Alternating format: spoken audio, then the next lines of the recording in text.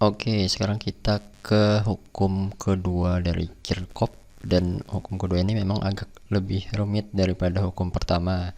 Hukum pertama tadi kan cuma membahas tentang arus yang masuk sama dengan arus yang keluar pada suatu percabangan kan.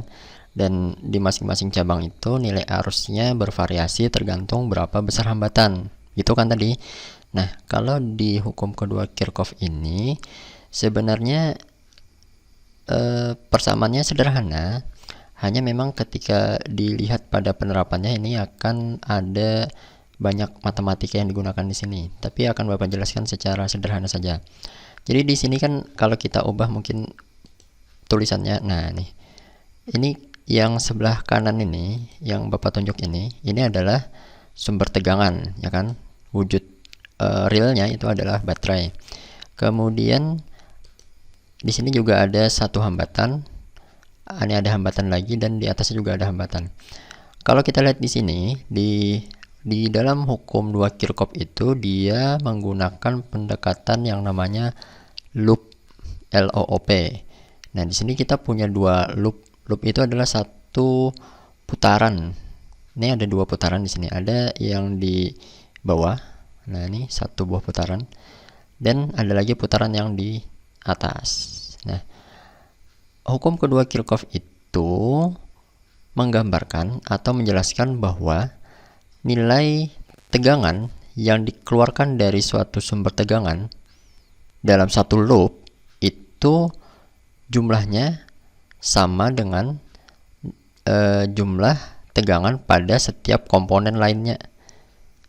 Bahasa sederhananya seperti ini. Misalnya kita lihat di loop yang di atas nih. Nah, loop atas saja ya. Loop atas ini kan ada baterai ini. Kemudian ada resistor yang pertama yang nilainya 1 ohm. Kemudian ada resistor kedua yang nilainya 30 ohm.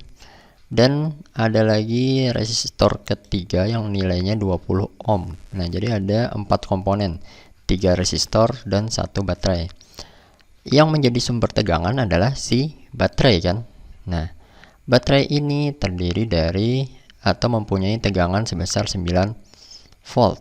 Nah, kemudian pada masing-masing resistor ini dia kan pertama dia punya nilai hambatan atau punya nilai R.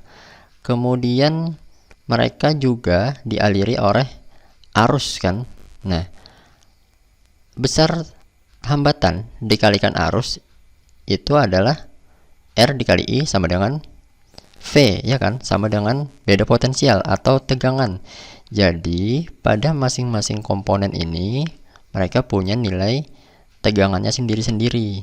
Nah, ketika tegangan di komponen pertama dijumlahkan dengan tegangan di komponen kedua, dijumlahkan lagi dengan tegangan pada komponen ketiga dalam sebuah loop, itu nanti totalnya sama dengan tegangan pada baterai, pada si sumber tegangannya itu ya.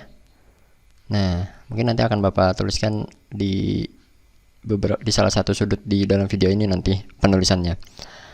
Itu pada loop pertama. Sekarang misalnya kita lihat pada loop kedua. Di loop kedua ada lebih banyak komponen. Ada 2 baterai, ini 1 dan 1 lagi, karena loop kedua itu kan yang di bawah ini kan. Nah, cuma yang ini aja yang tidak termasuk loop 2 nih. Jadi ada 2 baterai, kemudian ada 4 resistor atau 4 hambatan. Nah, karena baterainya ada 2, berarti sumber tegangannya ada 2 dong dalam hal ini. Nah, ini yang pertama ada 12 dan yang kedua ada 9. Nah, jadi ini kalau ditambahkan 12 tambah 9 hasilnya 21 kan. Nah, kemudian di masing-masing hambatan ini kan tadi sama seperti pembahasan di sebelumnya. Masing-masing komponen ini, masing-masing hambatan ini punya nilai tegangannya, ya kan? Nah, jadi kalau tegangan di hambatan ini dijumlah dengan nilai tegangan pada hambatan ini, dijumlah dengan yang di sini dan ditambah lagi dengan yang di sini, itu nanti harusnya hasilnya sama dengan ini tambah ini. Nah, gitu.